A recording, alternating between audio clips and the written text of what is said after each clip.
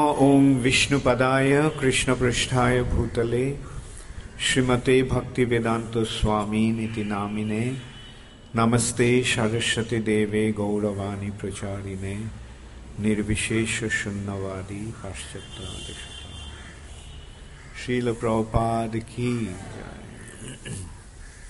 हरे कृष्णा।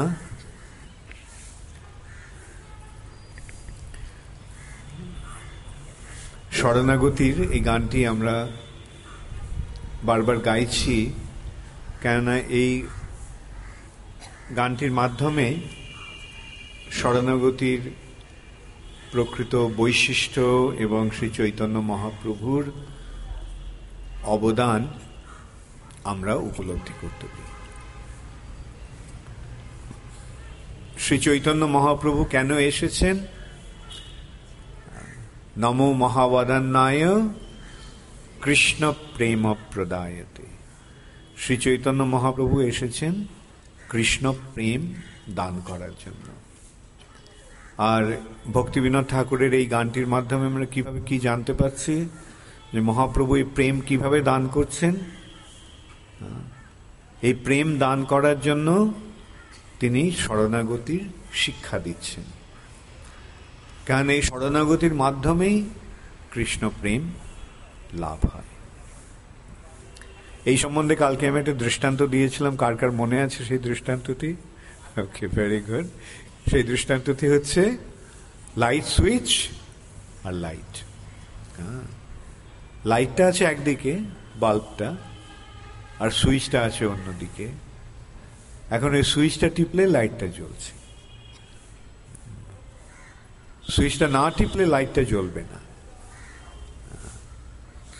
ঠিক তেমনি এই শরণাগতি হলেই কৃষ্ণ প্রেম লাভ হবে, আর শরণাগতি ছাড়া কৃষ্ণ প্রেম লাভ হবে না।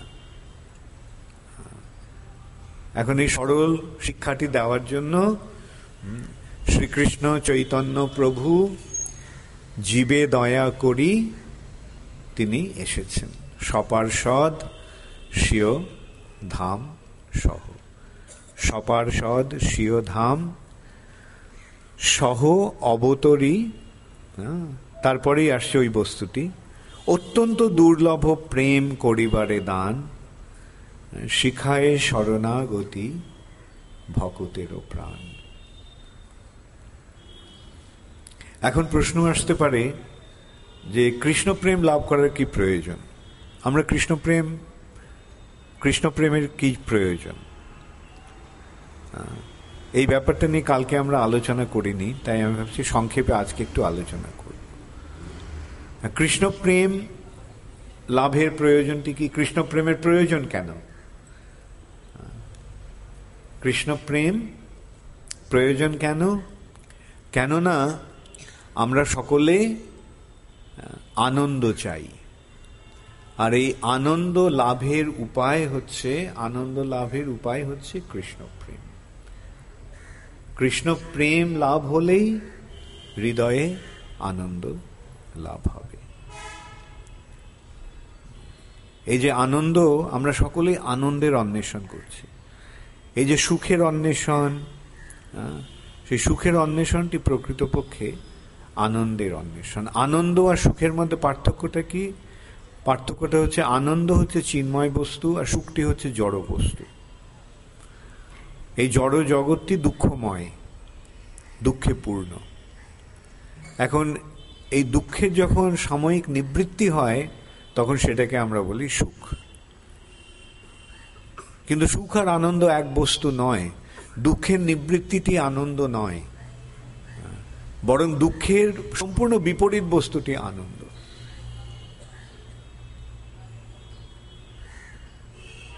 যেমন দুঃখটা যদি অন্ধকার হয় তাহলে আনন্দ হচ্ছে আলোক, আনন্দ হচ্ছে সূর্যের প্রকাশ। এখন সূর্য যখন আসবে তখন অন্ধকার আপনা থেকেই দূর হয়ে যাবে। ঠিক তেমনি আনন্দের উদয়ে দুঃখের স্বাভাবিক নিবৃত্তি হবে, কিন্তু দুঃখের নিবৃত্তি হলে অন্ধকার দূর করলেই যে সূর্যের উদয় হবে তা নয়।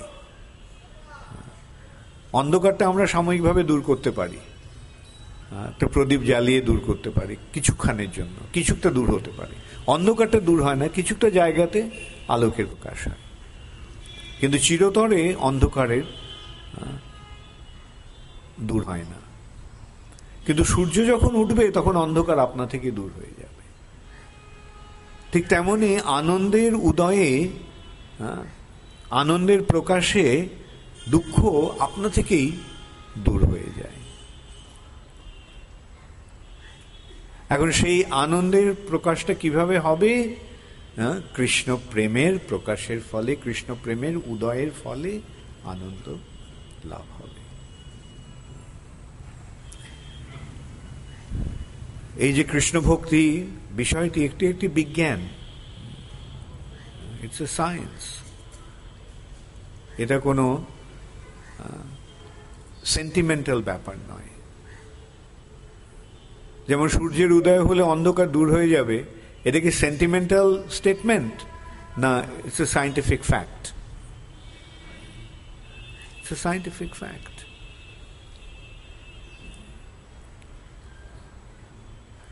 এখন সেই জন্যই এই শরণাগতির সেমিনার হচ্ছে। আপনারা কৃষ্ণ ভক্তির পথে কেন এসেছেন? আপনারা কৃষ্ণ ভক্ত কেন হচ্ছেন? কৃষ্ণ প্রেম লাভ করার জন্য। আর এই কৃষ্ণ প্রেম কেন লাভ করতে হবে? কেন? তাহলে আমরা যে বস্তুটি, যেটা আমরা চাই, সেটা পাওয়া হয়ে যাবে। আমরা সকলেই যেই বস্তুটি চাইছি, আমরা সকলে প্রকৃতপক্ষে আনন্দ চাইছি। এই আনন্দের জন্যই সবকিছু আয়োজন। এই আমাদের অন্য যত কিছু চাওয়া, সেই চাওয়াগুলি সবই আনন্দের জন্য। টাকা পয়সা, বাড়ি ঘর, গাড়ি ইত্যাদি সবকিছু, আত্মীয় স্বজন, এই সব কিছু চাওয়ার উদ্দেশ্যটা কি? আনন্দ। কিন্তু এইগুলো পাওয়ার মাধ্যমে কি আমরা প্রকৃত আনন্দ লাভ করতে পারছি? যখন টাকা ছিল না তখন মনে করতাম যে টাকা হলে কত আনন্দ হবে, তারপর টাকা হলো তখন মনে হচ্ছে আরে এতে তো কোনো লাভ হলো না। যখন কাউকে কোনো কিছু চাওয়ার, কত কিছু চাওয়ার আমাদের রয়েছে, আমরা সেই চাওয়ার মাধ্যমে আমরা আনন্দের অন্বেষণ করছি। কিন্তু সেই চাওয়াগুলো পূর্ণ হলে, চাওয়াগুলি পাওয়া হলে কি আনন্দ লাভ হচ্ছে? হচ্ছে না। এখন সেই জন্যই কি বুঝতে হবে যে আমাদের প্রকৃত যে বস্তুটি আমরা, আমাদের প্রাপ্য, প্রকৃত যে বস্তুটি আমাদের চাওয়ার, সেই বস্তুটিকে না পাওয়া পর্যন্ত আমাদের প্রকৃত আনন্দ আমরা লাভ করতে পারব না। আমাদের অস্তিত্বের তিনটি ভিত্তি রয়েছে: সৎ, চিত, আনন্দ। সৎ মানে অস্তিত্ব, আমরা যে আছি, এটি হচ্ছে সৎ শক্তির প্রকাশ। আমরা যে চেতনা, আমাদের যে চেতনা, এটা চিৎ শক্তির প্রকাশ। আর এই যে আনন্দ, সেই আনন্দটি হচ্ছে লাদিনী শক্তির প্রকাশ। আর এই লাদিনী হচ্ছে কৃষ্ণ প্রেম।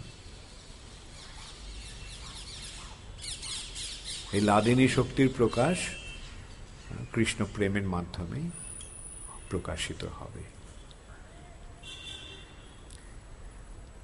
তো সেই জন্যই আমাদের এই শরণাগতি নিয়ে আলোচনা। ষড়ঙ্গ শরণাগতি, শরণাগতির 6টি অঙ্গ। সে কালকে আমরা মতে একটি অঙ্গ নিয়ে আলোচনা করেছি, দৈন্য। এরপরে কি আসছে? আত্মনিবেদন। আত্মনিবেদন, নিজেকে নিবেদন মানে, নিবেদন মানে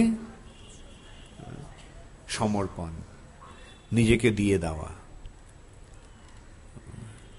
কার কাছে দিতে হবে নিজেকে? এই সমর্পণ কার কাছে করতে হবে? ভগবানের কাছে। তো আজকে আমরা সেই বিষয়টি নিয়ে আলোচনা করব। সেটির প্রকাশ হচ্ছে সেই আত্মনিবেদনের সম্বন্ধে, আত্মনিবেদনের স্তরে শিল ভক্তিবিনোদ ঠাকুর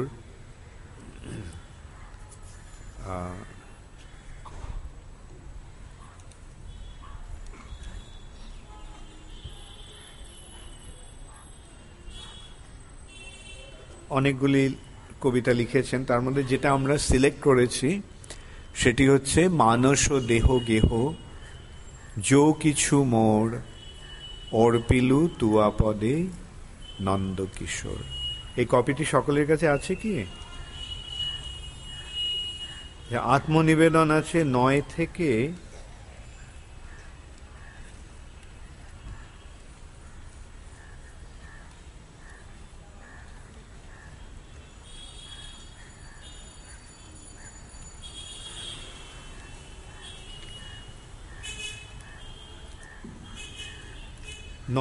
16 পর্যন্ত, 8টা যে গান এই এতে আছে, তার মধ্যে মানস ও দেহ গেহটি হচ্ছে 11 নম্বর। এগুলো আপনারা একটু বাড়িতে গিয়ে পড়বেন সময় মতো, কেন এই সমস্ত কবিতার মাধ্যমে ভক্তিবিনোদ ঠাকুর এই তত্ত্বটি বিশ্লেষণ করেছেন। ভক্তিগীতি সকলের পাওয়া হয়েছে? হ্যাঁ, কালকে আমি বলেছিলাম ভক্তিগীতি যাদের যাদের নেই। আচ্ছা, ভক্তিগীতি কার কার আছে এখন? Very good, thank you. মানস দেহ গেহ, মানস মানে মন, দেহ গেহ, গেহ মানে আমার, গেহ মানে হচ্ছে গৃহ। আমার মন, আমার দেহ, আমার গৃহ, গৃহ বলতে আমার বাড়ি ঘরই কেবল নয়, আমার আত্মীয় স্বজন, সব কিছু। মানস দেহ গেহ যো কিছু মোর, যা কিছুই আমার বলে আমি মনে করছি, যো কিছু মোর অর্পিলু তুয়া পদে নন্দ কিশোর, সেগুলো আমি সব তোমার চরণে অর্পণ করলাম। অর্পিলু, হে নন্দকিশোর। নন্দকিশোর কে? নন্দকিশোর হচ্ছে নন্দ মহারাজের পুত্র শ্রী কৃষ্ণ। মানস দেহ গেহ যো কিছু মোর অর্পিলু তুয়া পদে নন্দকিশোর। এখন এইভাবে এর মাধ্যমে আমরা দেখতে পাচ্ছি যে আত্মসমর্পণ, আত্মনিবেদনটা কিভাবে হবে, আত্মনিবেদনটা কিভাবে করতে হবে। আত্মনিবেদন করতে হবে যা কিছু আমার, তা সব ভগবানকে নিবেদন করার মাধ্যমে। অনেক সময় আমরা দেখি যে অনেকে আসেন ভগবানের শরণে, ভগবানের শরণ নিতে, ভগবানের শরণাগত হতে, আত্মনিবেদন করতে। তারা আসেন কিন্তু তাদের টাকা পয়সা, ব্যাংক ব্যালেন্স সবকিছু তার বাড়িতে দিয়ে আসেন। এই সম্পর্কে আমার একটা কথা প্রায় মনে হয়। একসময় মায়াপুরে প্রভুপাদ তখন ছিলেন, কলকাতাতে একজন ব্যক্তি, তিনি খুব ধনী ব্যক্তি, তিনি এলেন, উনি ইস্কনে যোগ দেবেন। তখন তো ইস্কনের অতটা ইয়ে ছিল না, এতটা পরিচিতি ছিল না, খুব কম লোকই আসতো। যেমন অল্প ভারতীয় খুব কমই এসেছিল তখন, অধিকাংশই বিদেশি, যারা বিদেশে যোগদান করেছিলেন তারা এসেছিলেন। তারাই এসে মায়াপুরে এবং ভারতবর্ষের বিভিন্ন জায়গায় মন্দিরগুলিতে ছিলেন। তা আমরা খুব উৎসাহিত হয়েছিলাম যে এরকম একজন লোক ভক্ত হতে এসেছে। We are very happy. আমি ওনাকে খুব ইয়ে করতাম, দেখাশোনা করতাম। আর ভদ্রলোক চলে আসার পরে ওনার বাড়িতে বিরাট একটা আলোড়নের সৃষ্টি হয়। সকলে স্বাভাবিক খুব হয়ে গেছে, চিন্তাগ্রস্ত হয়ে পড়েছে। বাড়ি থেকে ওনার স্ত্রীটি সকলে এসেছে মন্দিরে ওকে ফিরিয়ে নিয়ে যাওয়ার জন্য। উনি কিছুতেই যাবেন না। আমি প্রভুপাদকে সে কথা বললাম যে আমি একটুখানি অনেক আশান্বিত হয়ে বলেছিলাম যে উনি কত নিষ্ঠা সহকারে, কত ঐকান্তিকভাবে জয়েন করতে এসেছেন। প্রভুপাদ আমাকে জিজ্ঞাসা করেছিলেন ওর টাকা পয়সাগুলো কোথায় রেখে এসছে, টাকা পয়সাগুলো কি ইসকনকে দিয়েছে এখনো? আমি বলছি না, মনে হয় না। প্রভুপাদ তাহলেও টিকবে না।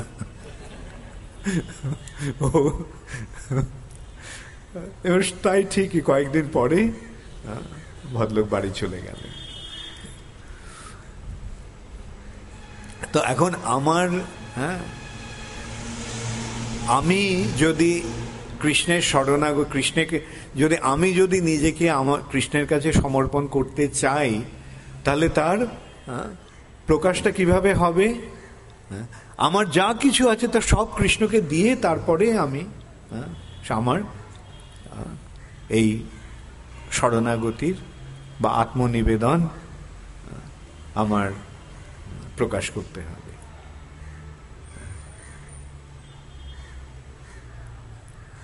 মান, এইটি ভক্তিবিনোদ ঠাকুর বোঝাচ্ছেন। মানস দেহ গেহ যো কিছু মোর, ওর পিলু তুয়া পদে নন্দ কিশোর। তবে এমন নয় যে প্রথম দিনেই মানস ও দেহ গেহ সব সমর্পণ হবে। তো আস্তে আস্তে হোক, তবে কিছু দিয়ে শুরু করতে হবে। এমন নয় যে আমি এলাম কৃষ্ণকে দিতে, আর আমার সব কিছু যা তার সব আমি দিয়ে এলাম আমার ছেলে মেয়ে ভাই বোনদের। সেটা কি সমর্পণ হলো? সেটা সমর্পণ নয়। ওটা কি রকম হচ্ছে? আমার দায় দায়িত্বটা আমি কৃষ্ণকে দিলাম, আমার বোঝাটা আমি কৃষ্ণকে দিলাম, আর আমার যা কিছু তার সব আমি আমার নিজের লোকজন, নিজের আপনজনদের কাছে দিয়ে এলাম। এই সম্বন্ধে আমাদের এটা খুব ঐকান্তিক ভাবে বিচার করতে হবে, বুঝতে হবে। আর কৃষ্ণকে দিলে কি হয়? কৃষ্ণকে দিলে আমি যদি নিজেকে কৃষ্ণকে দিই, তাহলে আমি কি করব? আমার কি লাভ হবে? আমি সবকিছু, আমার মানস মন দেহ গেহ সবকিছু আমি কৃষ্ণকে দিলাম, তাতে লাভটা কি হবে? আমি নিজেকে সম্পূর্ণভাবে কৃষ্ণের কাছে সমর্পণ করলাম, তাহলে লাভটা কি হবে? লাভটা হবে আমি যদি নিজেকে কৃষ্ণকে দিয়ে দিই, তাহলে আমি কৃষ্ণকে পাবো। আমি যদি কৃষ্ণকে দিই, তাহলে কৃষ্ণ নিজেকে আমাকে দিয়ে দেবেন। এটা অনেকটা এইটা দৃষ্টান্তটা অনেকটা এইরকম যে রাজা পথের ভিখারির কাছে চুক্তি করেছে, তোমার যা আছে তুমি আমাকে দাও, তাহলে আমার যা আছে আমি সব তোমাকে দিয়ে দেব। ভিখারির কি আছে? কিছুই নেই। কিন্তু ভিখারি জড়জগতে কি হয়, তার যে ভিক্ষার পাত্রটাই যদি সম্বল হয়, সে ভাবছে এটা আমি দিয়ে দিলে আমার চলবে কি করে। আমার এই ভিক্ষার পাত্রটা যদি আমি দিয়ে দিই, তাহলে কাল থেকে আমি ভিক্ষা করব কি করে। আমাদের অবস্থাটা ঠিক তাই। আমাদের আমার বলতে কিছুই নেই। কি আছে আমার? সবই তো ভগবানের। আর যেটুকু আমার আছে সেটা হয় ভিক্ষা করে সঞ্চয় করেছি, নয়তো চুরি করে সঞ্চয় করেছি। ভগবানের জিনিসটা আমি নিয়ে নিয়েছি, নিয়ে বলছি এটা আমার। তাহলে সরলভাবে তো যেটা তার থেকে নিয়েছি, অন্তত সেটা অনেস্টলি সৎভাবে তার কাছে ফিরিয়ে দেওয়া উচিত। আর ফিরিয়ে দিলে লাভটা কি হচ্ছে? লাভটা হচ্ছে যে তিনি, তাকে আমি পেতে পাচ্ছি। মানস দেহ গেহ যো কিছু মোর, ওর পিলু তুয়া পদে নন্দ কিশোর। তার ফলে লাভটা কি হচ্ছে সেইটাই বর্ণনা হচ্ছে। সম্পদে বিপদে জীবনে মরণে দায় মম গেলাতুয়া ও পদ বরণে। সম্পদে মানে সুখের সময়, আর বিপদে দুঃখের সময়। জীবনে মরণে জীবিত অবস্থায়, জীবদ্দশায় অথবা মৃত্যুর সময়। জীবনে মরণে দায় মম গেলাতুয়া ও পদ বরণে। এই যে তোমার ওই দুটি পদ আমি বরণ করে নিলাম, তার ফলে আমার সমস্ত দায় দায়িত্ব চলে গেল। এখন আমি যেহেতু তোমার কাছে সমর্পণ করেছি নিজেকে, তাই আমার দায়িত্ব এখন তোমার। তুমি এখন আমাকে সামলাবে, তুমি আমাকে দেখবে, আমি আর আমার জন্য কিছু করব না। আমি যা কিছু করা আমি তোমাকে, তোমার জন্যই করব, এবং তোমার সেবাতেই আমি নিজেকে সমর্পণ করলাম। এখন তুমি আমাকে দেখো। তুমি, আর সেটা কিরকম? তুমি আমাকে দেখো মানেটা কিরকম? মারবি রাখবি যো ইচ্ছা তোহারা। তুমি আমাকে মারবে কি তুমি আমাকে রাখবে সেটা তোমার ইচ্ছা। যো ইচ্ছা তোহারা নিত্য দাস প্রতি তুয়া অধিকারা। আমি তোমার নিত্য দাস, এবং আমার সম্পূর্ণ অধিকার, আমার উপর সম্পূর্ণ অধিকার তোমার রয়েছে।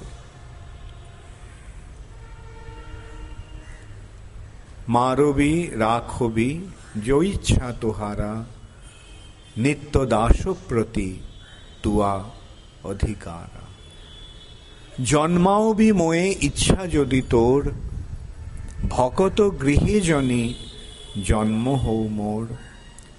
যদি আমাকে তুমি যদি চাও যে আমার আবার জন্ম হোক, তাহলে আমার একমাত্র কামনা, আমার একমাত্র চাওয়া যে ভক্তের গৃহে যেন আমার জন্ম হয়। ভকত গৃহে জনি জন্ম হও মোর, এইটাই আমার কাম্য। আমার এই নয় যে আমি যেহেতু তোমার শরণাগত হলাম তাহলে এখন আর আমাকে জন্ম হবে না, আমি মুক্ত হয়ে যাব জন্ম মৃত্যুর বন্ধন থেকে। না, ভক্তের মনোভাবটা তা নয়। ভক্ত মুক্তি চায় না। ভক্তের মনোভাব হচ্ছে যে যদি তুমি চাও আমাকে জন্মগ্রহণ করতে, আমি জন্মগ্রহণ করব। তবে একটাই মাত্র প্রার্থনা, যে সেই জন্ম যেন ভক্তের গৃহে হয়। ভকত গৃহে জনে জন্ম হও মোর। কীট জনম হও যথা তুয়া দাস। তোমার দাস, তোমার ভক্ত যেখানে আছে সেই ভক্তের ঘরে যদি কীট হয়ে আমার জন্ম হয়, সেটা আমার পক্ষে কাম্য, সেটা তাতে আমার কোনো আক্ষেপ নেই। কিন্তু বহির্মুখ ব্রহ্ম জন্মে নাহি আস। আর ব্রহ্মার জন্ম যদি, ব্রহ্মার পদ যদি লাভ হয়, কিন্তু সেই ব্রহ্মার জন্ম যদি কৃষ্ণ বহির্মুখ হয়, তাহলে সেই জন্ম আমি চাই না। বহির্মুখ ব্রহ্ম জন্মে নাহি আস। এই জড়জগতে সবচাইতে উচ্চ পদটি কার? এই ব্রহ্মাণ্ডে সবচাইতে উচ্চ পদ হচ্ছে ব্রহ্মার। এখন ভক্তিবিনোদ ঠাকুর বলছেন যে এই যে সর্বশ্রেষ্ঠ পদটি যদি কৃষ্ণ ভক্তি বিহীন হয়, তাহলে সেই জন্ম আমি চাই না। আমি চাই যেন তোমার ভক্তের সান্নিধ্যে যদি আমি একটা কীট পতঙ্গ হয়েও যদি আমি জন্মগ্রহণ করতে হয়, সেটাও আমার কাম্য।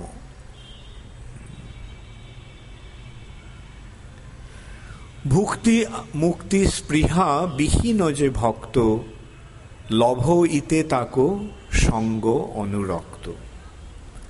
যে ভক্ত ভুক্তি মানে জড়জগতের সুখভোগ আর মুক্তি, এই জড়জগতের বন্ধন থেকে মুক্তি, এই দুটি স্পৃহা বা বাসনা থেকে যিনি মুক্ত, যে শুদ্ধ ভক্ত, আমি কেবল তারই সঙ্গ লাভ করতে চাই। লভ ইতে তাকো সঙ্গ অনুরক্ত। জনক জননী দ্বৈত তনয় প্রভু গুরু পতি তুহু সর্বময়। হে কৃষ্ণ, তুমি আমার জনক মানে পিতা, জননী মাতা, দ্বৈত আমার প্রেমিক, তনয় পুত্র, প্রভু গুরু পতি তুহু সর্বময়। তুমি আমার প্রভু, তুমি আমার গুরু, তুমি আমার পতি, তুমি আমার সব কিছু।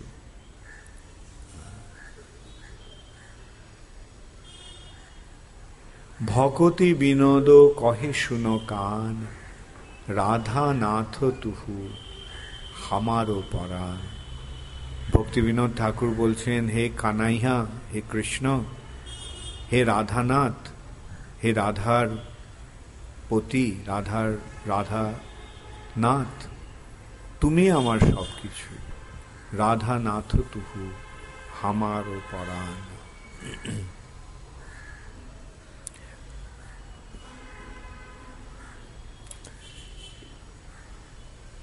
এটা বাংলাতেই তো আছে, সুতরাং বুঝতে খুব একটা অসুবিধা হলো? হ্যাঁ, কারো বুঝতে অসুবিধা, কোনো ইয়েতে অসুবিধা, কোনো শব্দের মানে বুঝতে অসুবিধা আছে এখানে? মানস, দেহ, গেহ, গেহ মানে গৃহ। হ্যাঁ, যো কিছু মোর, মোর মানে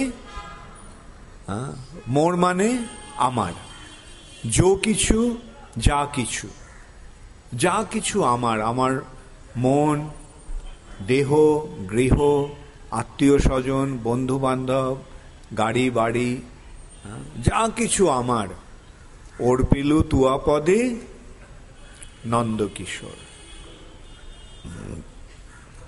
এই প্রথম লাইনেই হয়তো অনেকের একটুখানি খটকা লেগে গেছে, বাবা কৃষ্ণ ভক্তি করতে হলে, শরণাগত হতে হলে সবকিছু এইভাবে দিয়ে দিতে হবে কৃষ্ণকে। এটা চরমে এটা দিতে হবে, শুরুতেই দিতে হবে না। শুরুতে আমরা অল্প দিয়ে দিয়ে শুরু করে যাচাই করে দেখতে পারি দিয়ে লাভটা কি হয়। কেন আমরা সকলে সাধারণতই স্বভাবতই লাভ ক্ষতির বিচার করি, সকলেই লাভ চায়, কেউ ক্ষতি চায় না।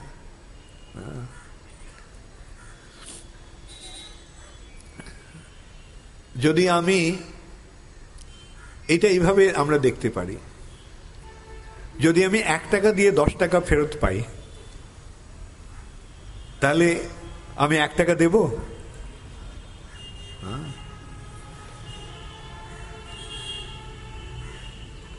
আর 10 টাকা দিয়ে যদি 1 পয়সা ফেরত না আসে, তাহলে আমি সেটা সেই 10 টাকা দেব না। তাহলে এইটাই হচ্ছে লাভ ক্ষতির বিচার। আমি যদি 1 টাকা দিয়ে যদি আমি 10 টাকা পাই, তখন আমার কি মনে হবে? তখন মনে হবে, আরে 1 টাকা কেন দিলাম, 100 টাকা দিলেই হতো। তারপরে আমি ঠিক আছে ওই 100 টাকা দিলাম, 100 টাকা দেওয়ার পরে আমি দেখলাম আরে 10,000 টাকা ফিরে পেল। তখন আমার মনে হবে যে আরে 10,000 টাকা কেন দিলাম না, অথবা 50,000 টাকা কেন দিলাম না, 1 লক্ষ টাকা কেন দিলাম না। তা এখন কৃষ্ণকে দেওয়ার মাধ্যমে ওই রকমই হয়। আমরা অল্প একটু দিয়ে দেখি যে কৃষ্ণ আমাকে কত গুণ অধিকভাবে সেটা ফিরিয়ে দিচ্ছে। এইটি হচ্ছে ভগবানকে সমর্পণের সুফল, লাভ। এইভাবে আমাদের বিশ্বাসটা দৃঢ় থেকে দৃঢ়তর হতে থাকে। এমন নয় যে ভগবানকে দিলে আমাদের ক্ষতি হবে। আর বিশেষত এই যে ভগবানকে আমরা যে দিচ্ছি, প্রকৃতপক্ষে এটা তো আমার নয়, যেটা আমি দিচ্ছি সেটা তো ভগবানেরই। কোন জিনিসটা আমাদের? এইখানে কোনো কিছু আমার বলে আমরা দাবি করতে পারি? আমার যে সবকিছু সবচাইতে নিকট যে বস্তুটি, আমার যে আমি, এই যে শরীরটি, যেটিকে আমি আমার আমি বলে মনে করছি, এই শরীরটি কি দিয়ে তৈরি? হ্যাঁ, মাটি, জল, আগুন, বায়ু, আকাশ। এই মাটিটা কি আমার? বায়ু, আগুন, জল ইত্যাদি এগুলি কি আমার? তাহলে এই দেহটা কি আমার? এই দেহটা যে দিয়ে তৈরি হয়েছে সেটা সবই তো ভগবানের।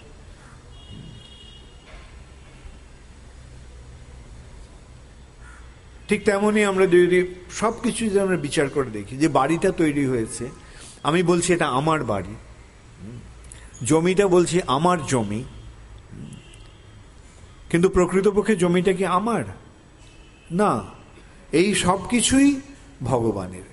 ঈশাবাস্যম ইদম সর্বম, ইদম সর্বম, এই সব কিছু ভগবানের।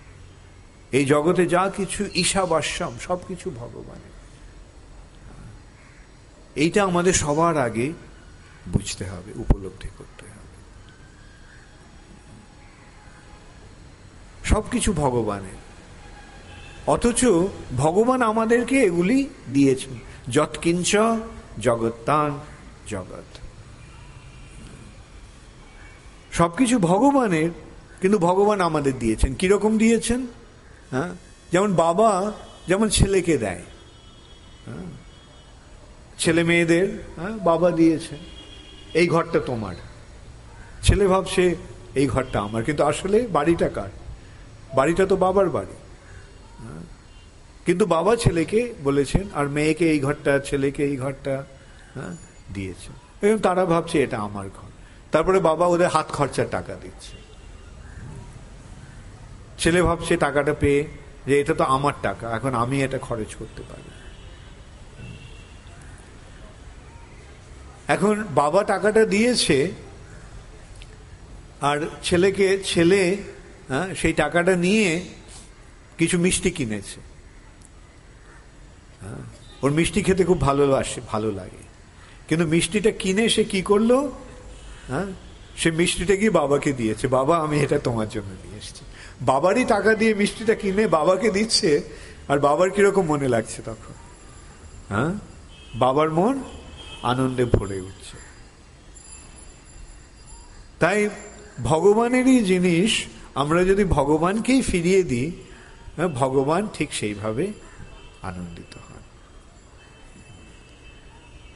আর যখন এইভাবে ভগবান যখন আমাদেরকে দিয়ে আমাদের প্রতি এইভাবে প্রসন্ন হন, তখন ভগবান কি করবেন?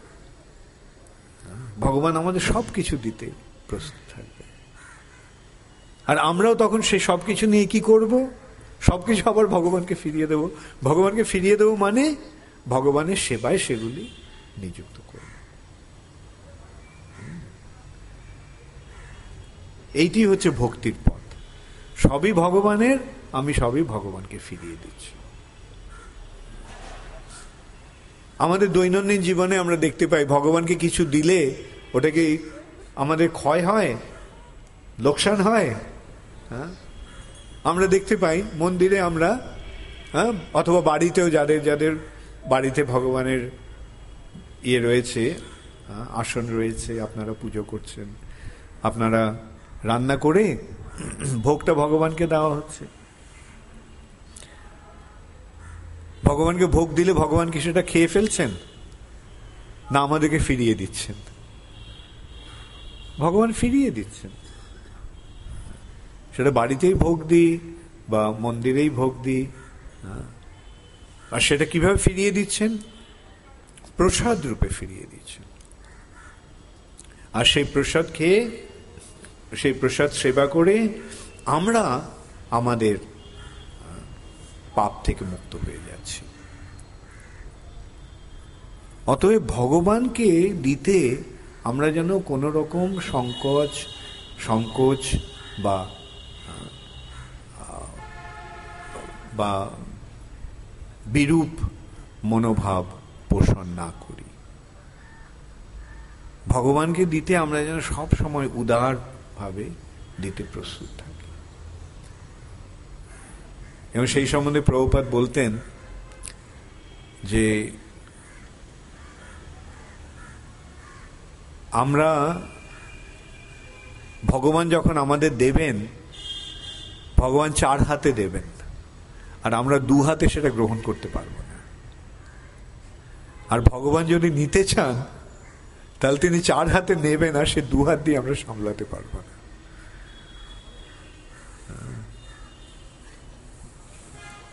অতএব ভগবানের কাছে ওই জন্য আমাদের অক্ষমতাটি উপলব্ধি করে ভগবানের কাছে সম্পূর্ণরূপে সমর্পণের মনোভাব নিয়ে যেন আমরা থাকতে পারি, এইটি আমাদের কাম্য। মানস দেহ গেহ যৌ কিছু মোর অর্পিলু তুয়া পদে নন্দ কিশোর। তার ফলে যে কথাটি আমরা আলোচনা করলাম, সম্পদে বিপদে জীবনে মরণে দায় মম গেলা তুয়া ও পদ বরণে। যখন সেই ভগবানের শ্রীপাদ পদ্মটি বরণ করা হয় তখন আর কোনো ভাবনা চিন্তা, দুর্ভাবনা, দুশ্চিন্তা থাকে না। কেননা আমি তো তোমার শরণ নিয়েছি, যে তুমি পরম ঈশ্বর, তুমি সর্বশক্তিমান, সুতরাং তোমার আশ্রয়ে থাকলে আমার ভয় কিসে। সেইটি হচ্ছে দায় মম গেলা তুয়া ও পদ বরণে। একটা বাচ্চা শিশু যখন তার বাবার হাত ধরে থাকে, তার কি মনে কোনো ভয় থাকে? তখন তার মনে কোনো দুশ্চিন্তা থাকে? থাকে না। আমরা আমাদের সকলেরই আমরা ভেবে বিচার করে দেখতে পারি, ছোটবেলায় আমাদের কোনো দুশ্চিন্তা, দুর্ভাবনা ছিল না। কেন? মা বাবা, জানতাম যে মা বাবা দেখবেন। ঠিক তেমনি ভগবান, যিনি সর্বশক্তিমান, যিনি সারা জগতের ঈশ্বর, যার সব কিছু যিনি মালিক, যিনি সমস্ত কিছুর নিয়ন্তা, যিনি সব কিছু নিয়ন্ত্রণ করছেন, এবং সেই সঙ্গে যিনি সর্বজ্ঞ, যিনি সব কিছু জানেন, যিনি অন্তর্যামী রূপে তিনি আমাদের মনের সমস্ত কথা জানেন, সেই ভগবানের শরণাগত যদি আমরা হই তাহলে আমাদের কি আর কোনো দুশ্চিন্তা থাকতে পারে? সেই কথাটি বলা হচ্ছে, দায় মম গেলা তুয়া ও পদ বরণে। আমি সুখেই থাকি আর দুঃখেই থাকি, আমার জীবদ্দশাতেই হোক অথবা মরণকালেই হোক, আমার আর কোনো দুশ্চিন্তা নেই, আমার আর কোনো দুর্ভাবনা নেই। কেননা দায় মম গেলা তুয়া ও পদ বরণে। জন্মাও বিময়ে ইচ্ছা যদি তোর, না মারবি রাখবি যে ইচ্ছা তোহারা। এখন তুমি আমাকে মারবে না তুমি আমাকে রাখবে, সে তোমার ইচ্ছা। এমন নয় যে যেহেতু আমি তোমার শরণ নিলাম তাই তুমি সবসময় আমাকে রক্ষা করতে হবে। যদি রক্ষা না করো তাহলে বুঝবো তুমি নেই। অনেক সময় মনে লোকেরা এইভাবে বলে যে আমার কেন হলো, ভগবান যদি থাকে তাহলে আমার কেন এরকম হলো। প্রভুপাদকে একসময় জার্মানিতে বলা হয়েছিল যে আমরা জার্মানির লোকেরা ভগবানকে বিশ্বাস করে না, কেননা যুদ্ধে ওদের মনোভাব হচ্ছে যে ভগবান যদি থাকতো তাহলে যুদ্ধে কেন আমাদের আত্মীয় স্বজনেরা সব মারা গেল, আমাদের যুদ্ধে কেন পরাজয় হলো। যেহেতু আমাদের যুদ্ধে পরাজয় হয়েছে, যুদ্ধে যেহেতু আমাদের আত্মীয় স্বজনের মৃত্যু হয়েছে, যুদ্ধে যেহেতু আমাদের বাড়ি ঘর সমস্ত ভেঙে গেছে বোম পড়ে, সুতরাং ভগবান নেই। ভগবান থাকলে কেন এটা হতো, ভগবান কেন এটা আমার করলেন। যদি ভগবান থাকেও সেই ভগবানকে আমি মানি না, কেন যেই ভগবান এরকম করেছে আমাদের, তাকে নিয়ে আমাদের কোনো দরকার নেই। প্রভুপাদ একটা সরলভাবে উত্তর প্রশ্ন করেছিলেন যে তোমরা যখন যুদ্ধটা শুরু করেছিলে তখন কি ভগবানের সঙ্গে আলোচনা করে করেছিলে? যুদ্ধটা তোমরা শুরু করলে নিজেদের ইচ্ছায়, আর যুদ্ধে যে ক্ষতিটা হলো সে দোষটা ভগবানের।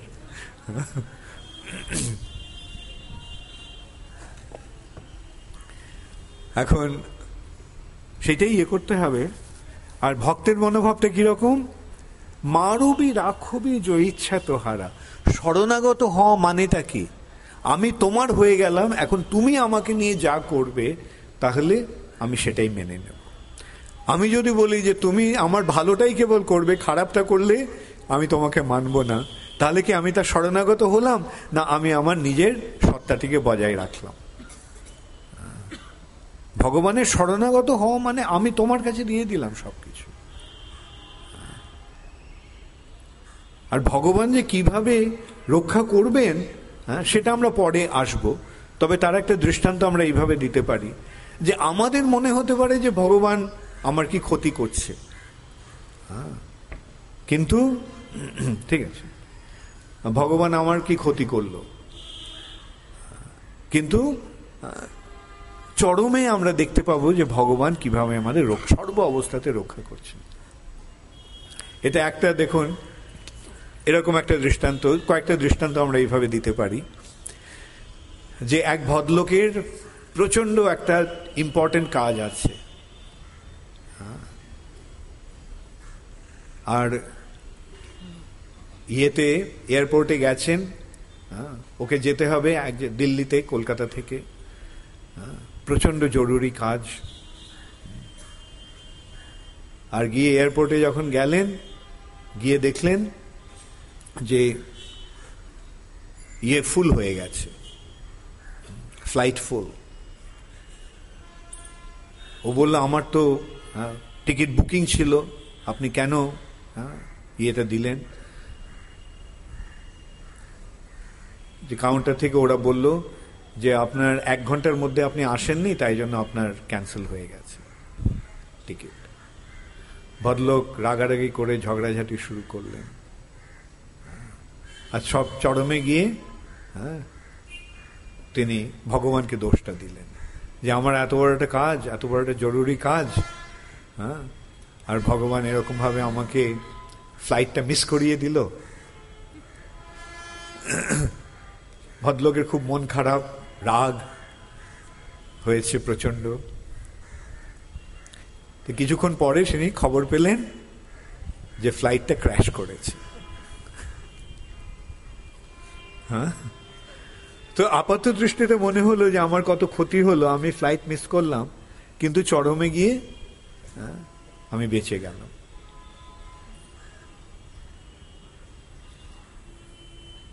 আরেকটা দৃষ্টান্ত এইভাবে দেওয়া যায়, বা এইভাবে দেওয়া হয়েছে,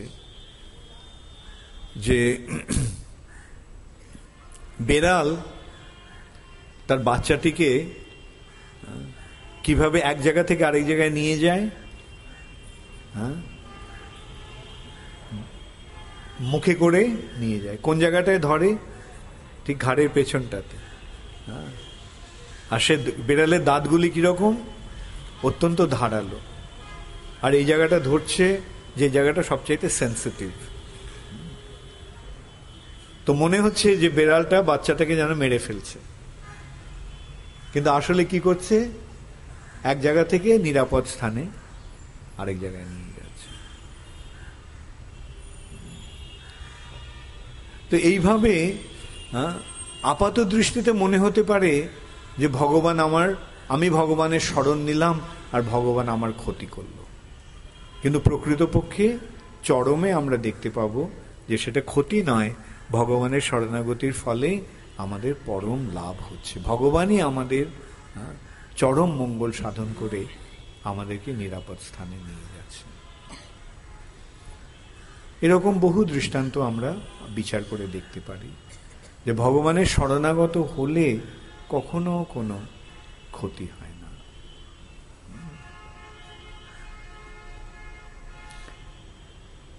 বরং মারবি রাখবি জয়িচ্ছা তোহারা, নিত্য দাস প্রতি তুয়া অধিকারা। আর জন্মাওবি ময়ে ইচ্ছা যদি তোর, ভকত গৃহে জানি জন্ম হো। আমার একমাত্র কাম্য হচ্ছে ভক্তের সঙ্গে যেন, ভক্ত সঙ্গ থেকে যেন আমি কখনো বঞ্চিত না হই। ভকত গৃহে জনি জন্ম হৌ মন।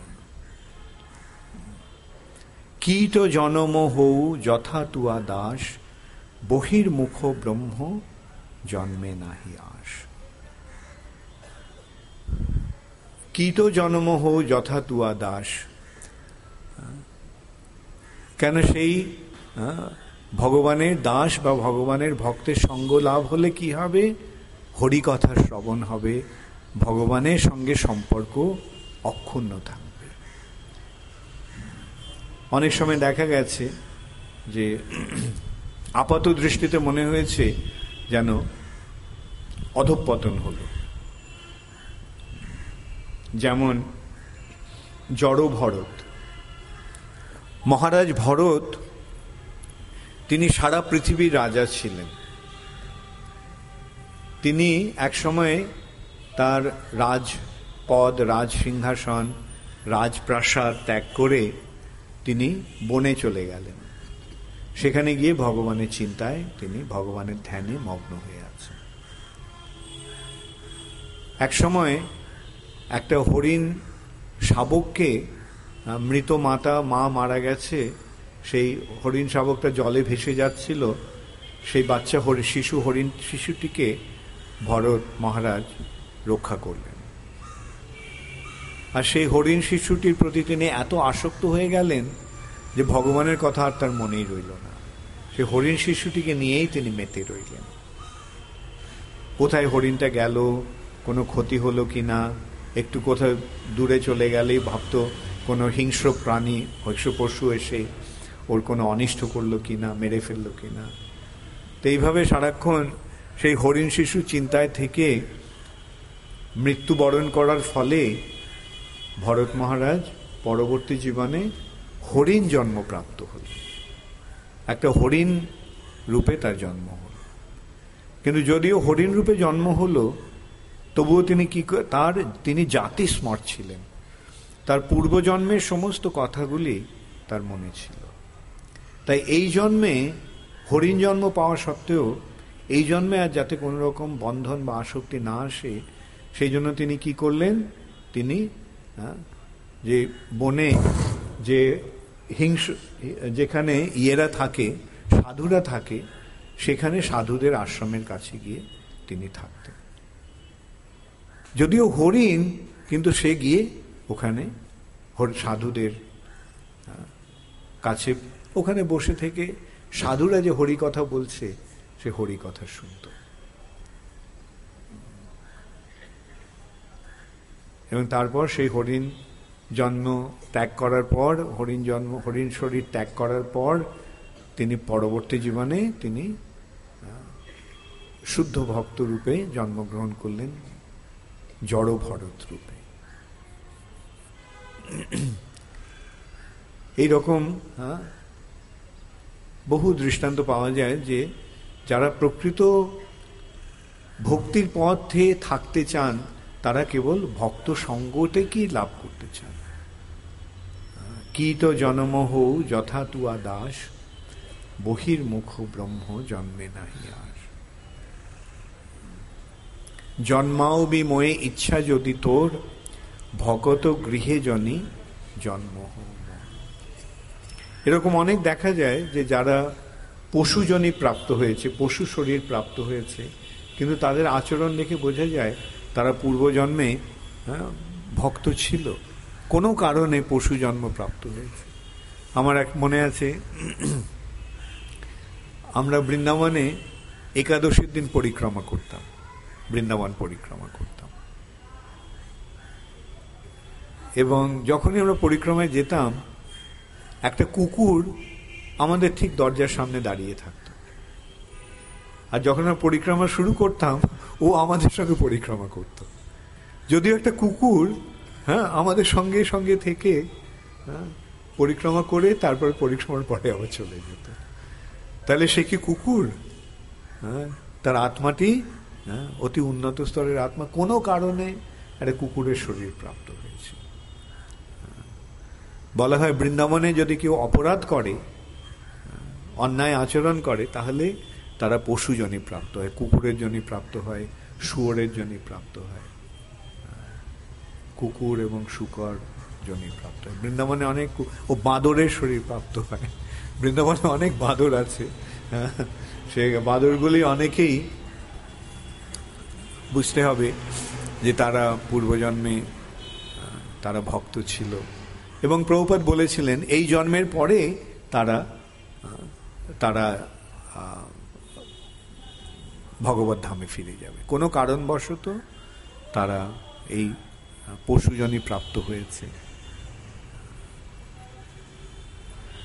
অতএব আমরা সব সময় আমাদের মনে রাখতে হবে যে ভক্ত সঙ্গটি হচ্ছে অত্যন্ত গুরুত্বপূর্ণ। ভক্ত সঙ্গে থাকার ফলে আমরা ভগবত ভক্তির পথে অগ্রসর হতে পারব।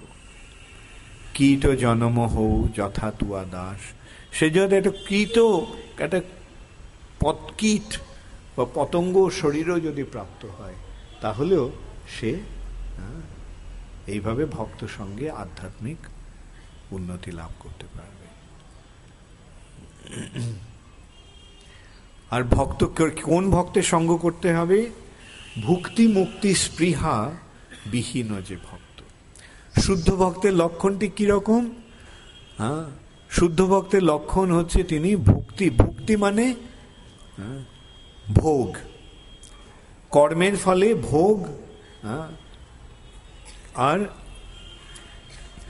জ্ঞান, কর্ম এবং জ্ঞান। কর্মের ফল ভোগ আর জ্ঞানের ফল মুক্তি, ভুক্তি মুক্তি। এখন জ্ঞান ও কর্মাদ অনাবৃতম। শুদ্ধ ভক্ত কি? শুদ্ধ ভক্তের লক্ষণ হচ্ছে তিনি জ্ঞান এবং কর্মের আবরণ থেকে মুক্ত। অনাসক্ত বিষয়ান যথার্হম উপযুঞ্জত, নির্বন্ধ কৃষ্ণ সম্বন্ধে, না আমি ভুল বললাম এই শ্লোকটা, অন্নাভিলাষিতা শূন্যম জ্ঞান কর্মাদ অনাবৃতম। সমস্ত অভিলাষ, অন্য সমস্ত অভিলাষ শূন্য। তিনি জড়জগৎকে ভোগ করতেও চান না, যেটা কর্মীরা করেন, আর জ্ঞানীরা যারা জড়জগতের বন্ধন থেকে মুক্ত হতে চান, এই জ্ঞান এবং কর্মের আবরণ থেকে তিনি সম্পূর্ণ মুক্ত। তিনি হচ্ছেন শুদ্ধ ভক্ত। তার অন্নাভিলাষিতা শূন্যম জ্ঞান কর্মাদ অনাবৃতম আনুকূল্যেন কৃষ্ণানুশীলনম ভক্তির উত্তমা। উত্তম ভক্তির লক্ষণ হচ্ছে সেটি, আনুকূল্যস্য কৃষ্ণানুশীলনম। কৃষ্ণের অনুশীলন, কৃষ্ণ ভক্তির অনুশীলনই যার একমাত্র কাম্য। তিনি জড়জগৎকে ভোগ করতে চান না, তিনি জড়জগতের বন্ধন থেকে মুক্তও হতে চান না। সে কথাটি ভক্তিবিনোদ এখানে ভক্তিবিনোদ ঠাকুর বলছেন যে ভুক্তি মুক্তি স্পৃহা বিহীন যে ভক্ত লভ ইতে তাকো সঙ্গ অনুরক্ত। তার সঙ্গ লাভ করতে আমি আকাঙ্ক্ষী, তার সঙ্গ লাভের অনুগামী, অনুরাগী। জনক ও জননী দ্বৈত তনয়, তুমি আমার সব কিছু। জনক জননী দ্বৈত তনয় প্রভু গুরু পতি তুহু সর্বময়। ভকতি বিনোদ কহে শুন কান রাধা নাথ তুহু হামারো পরাণ। হে রাধানাথ কৃষ্ণ, তুমি আমার প্রাণ সর্বস্ব।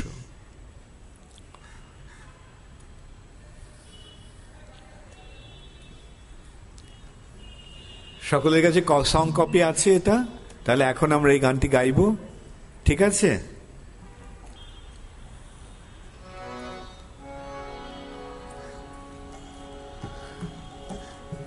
মানস দেহ গেহ যো কিছু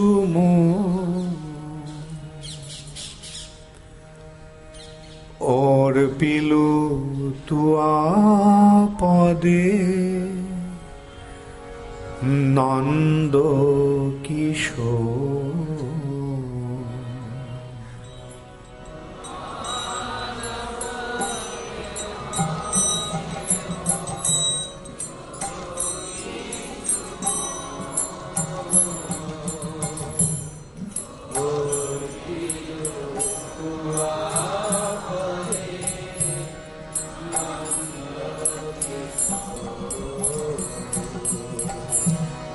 মানস দেহ গেহ যো কিছু অর্পিল তুয়া পদে নন্দ কিশোর।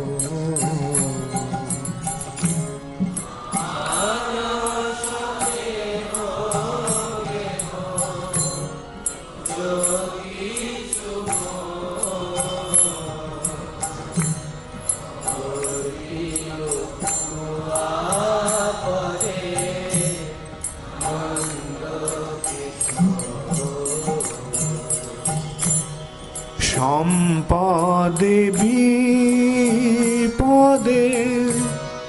জীবনে মরণে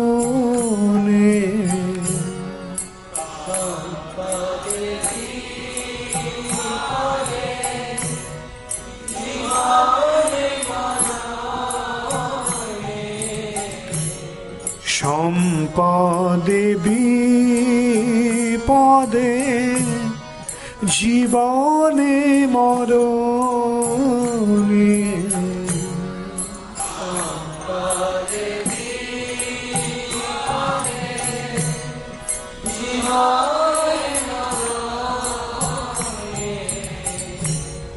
দায় মম গেলা তুয়া ও পদ বড়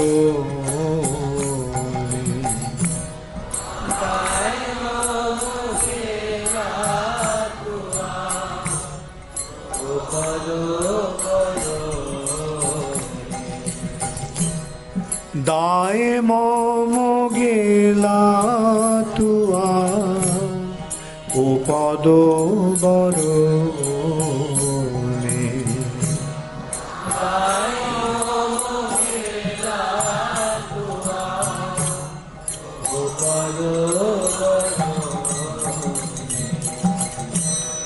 মারো বিরাখবি জয়ী ছাতহারা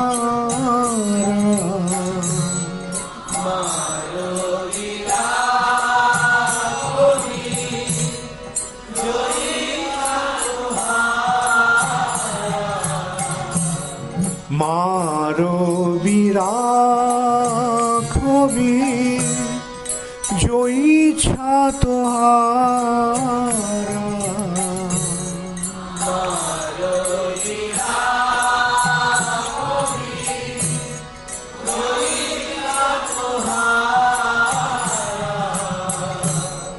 নিত্য দাস প্রতি তুয়ায় অধিকার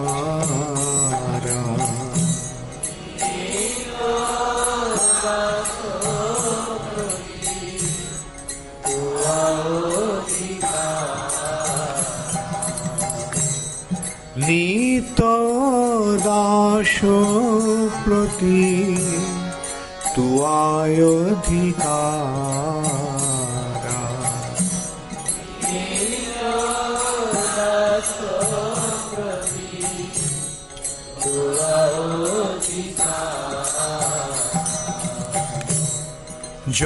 জন্মাও বিময়ে ইচ্ছা যদি তোর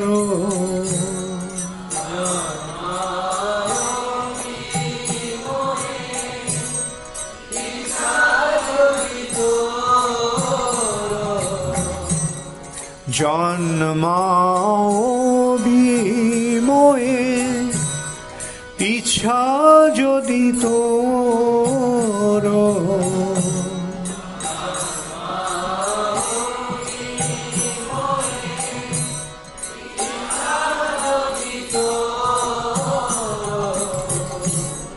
ভকত গৃহে জনি জন্ম হোম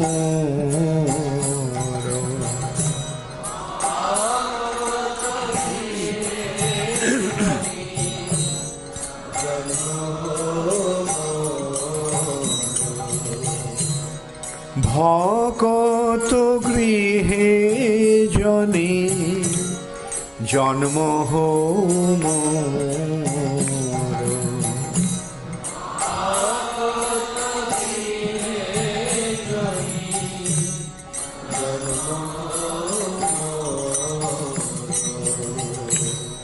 কীট জনম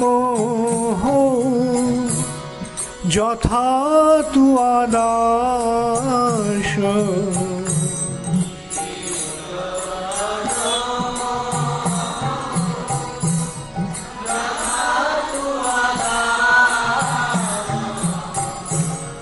কীট জনম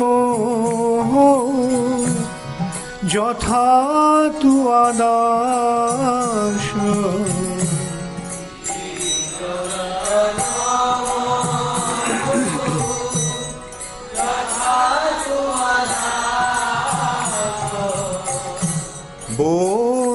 বহির্মুখ ব্রহ্ম জন্মে নাহি আশ,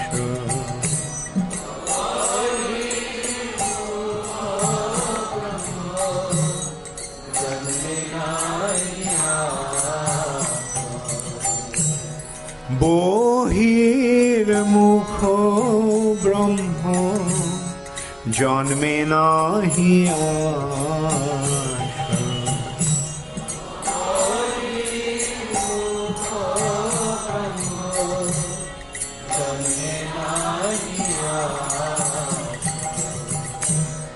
ভুক্তি মুক্তি স্পৃহা বিহীন যে ভক্ত,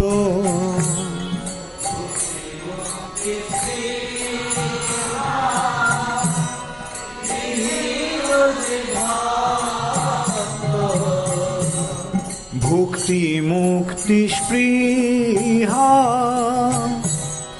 বিহীন যে ভক্ত,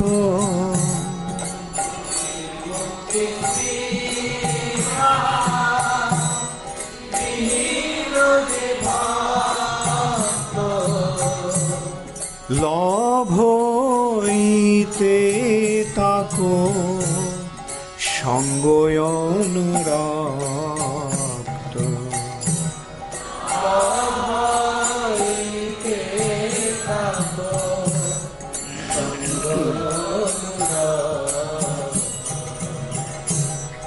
লভ হইতে তাকো সঙ্গ অনুরক্ত,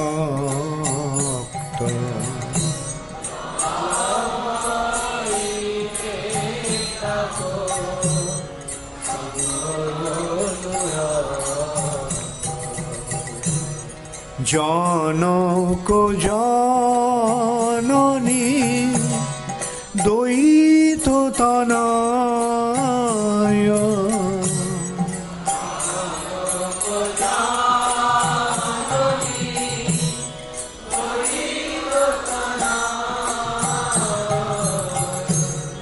জনক জননী দ্বৈত তনয়,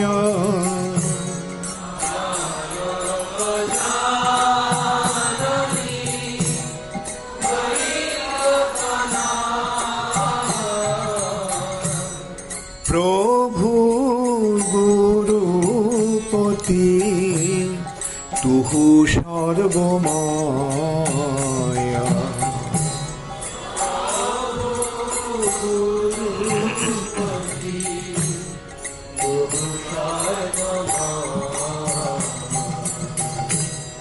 প্রভু গুরুপতি তুহু সর্বময়,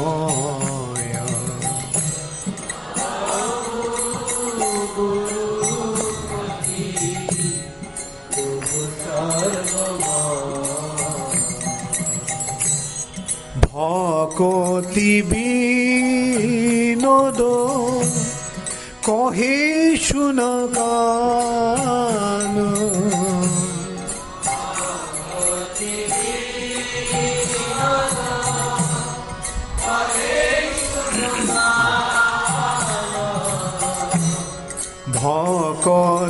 বিনোদ কহে শুন গান,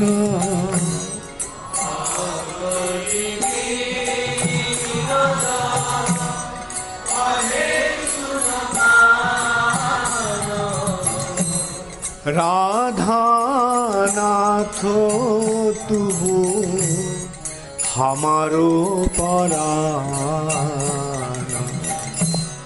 राधा नाथ तुहु हमारो परान,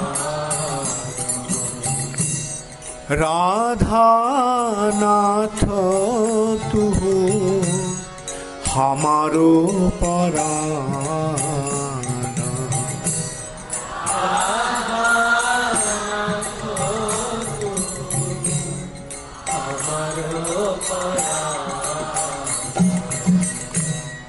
मानस देह गेह जो किछु और पीलु तुआ पदे नंद किशोर,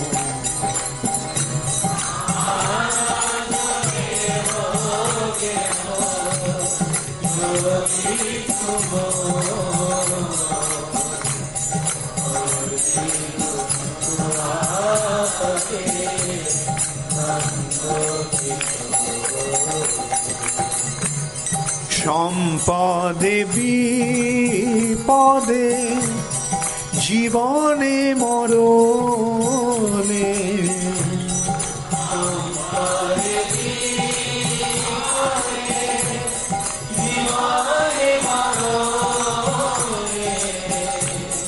দায় মম গেলা তুয়া ও পদ বরণে,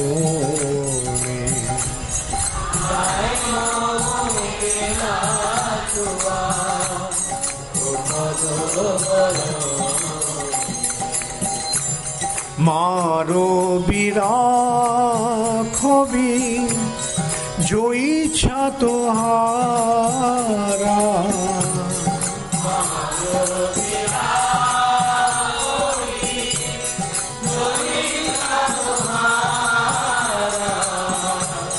नित्य दास प्रति तुआय अधिकार,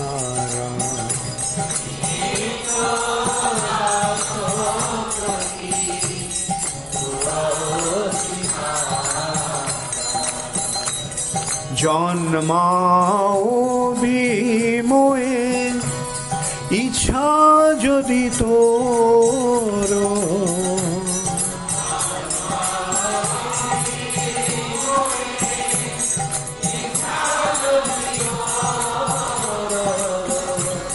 ভকত গৃহে জনে জন্ম হও মোর,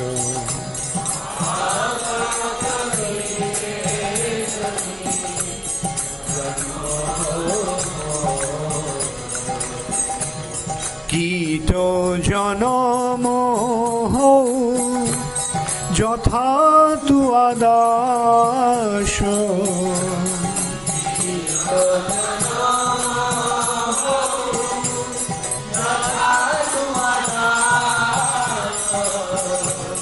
বহির্মুখ ব্রহ্ম জন্মে নাহি আশ,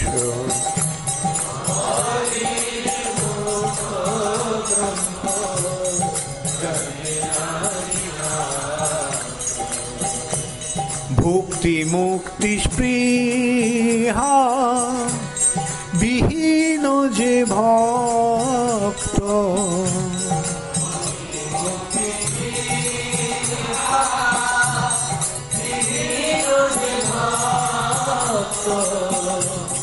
লভইতে তাকো সঙ্গ অনুরক্ত,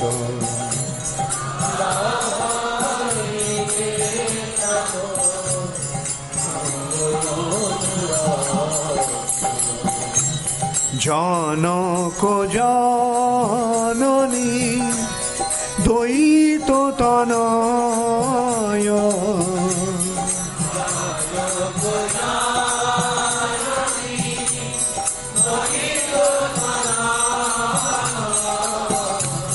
প্রভু গুরুপতি তুহু সর্বময়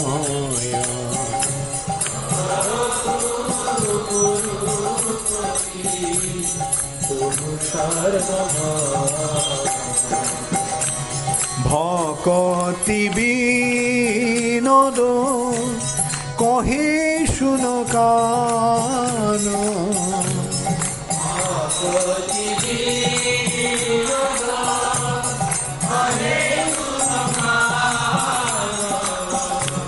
রাধা নাথ তুহু हमारो परान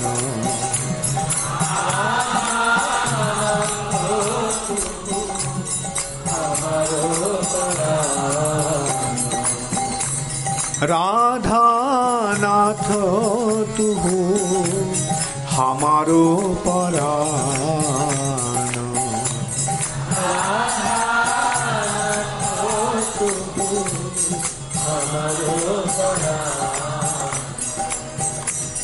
मानस देह गेह जो किछु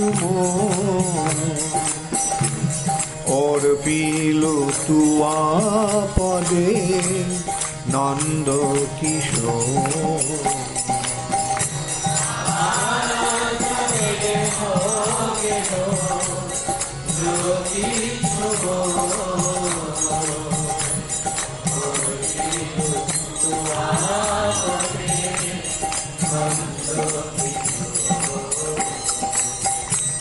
मानस देह गेह जो किछु और पीलो तुआ पदे नंद किशोर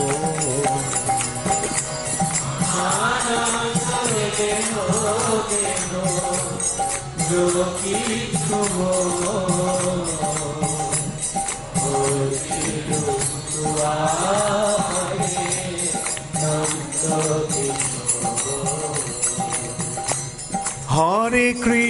हरे कृष्ण कृष्ण कृष्ण हरे हरे हरे राम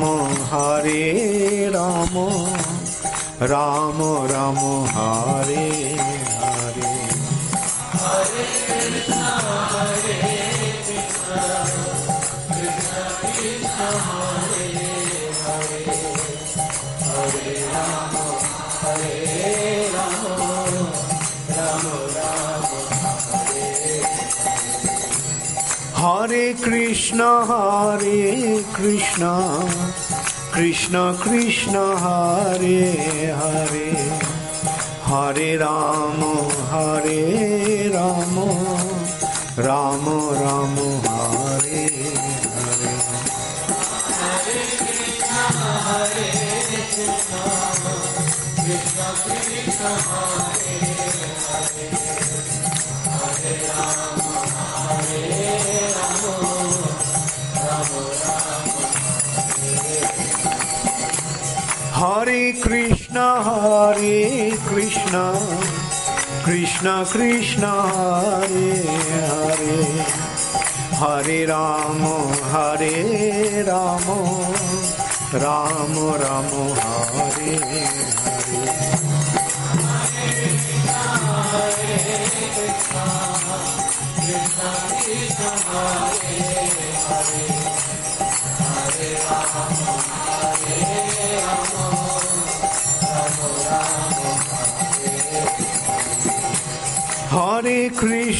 हरे कृष्ण कृष्ण कृष्ण हरे हरे हरे राम राम राम हरे हरे हरे कृष्ण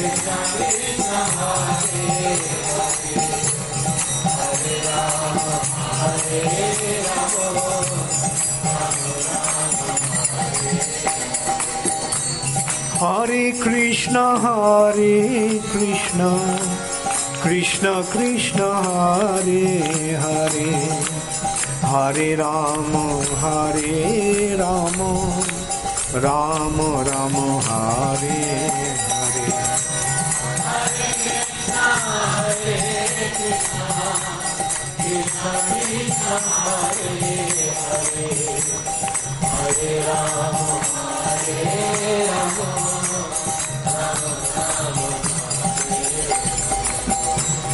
मानस देह गेह जो किछु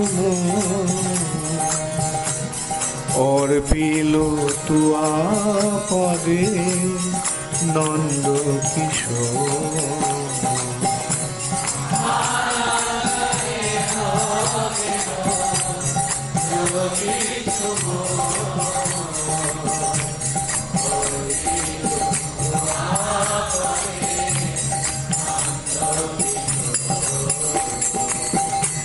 मानस देह गेह जो किछु और पीलो तुआ पदे नंद किशोर।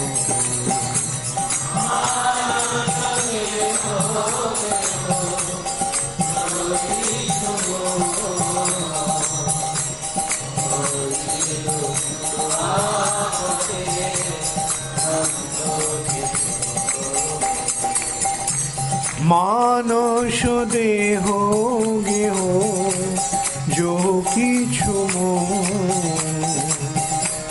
और पीलो तुआ पदे नंद किशोर।